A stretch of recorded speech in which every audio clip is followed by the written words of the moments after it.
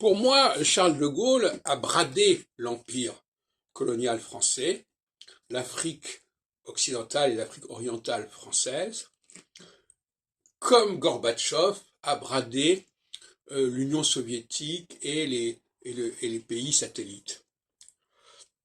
Et dans les deux cas, on a les mêmes configurations astrologiques. C'est-à-dire, on a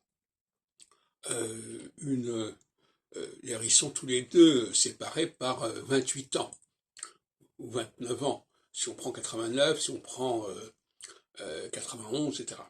Donc on a deux périodes qui modifient complètement la physionomie de l'Europe. Avec De Gaulle, l'Europe s'arrête au nord de la Méditerranée, alors elle se poursuivait dans toute une partie de l'Afrique. Donc il y a une sorte de scission nord-sud. Et dans le cas de Gorbatchev, il y a une scission qui est quelque part est-ouest, puisque toute la partie occidentale du communisme européen se sépare de la Russie. Et puis nous avons une troisième période, qui est celle du Brexit, qui a lieu 30 ans après, 28 ans ou 27 ans après l'affaire Gorbatchev et après l'affaire de Berlin, etc.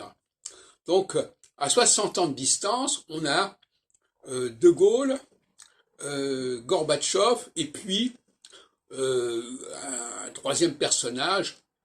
Alors, est-ce que c'est Boris Johnson qui, lui, ou est-ce que c'est Cameron?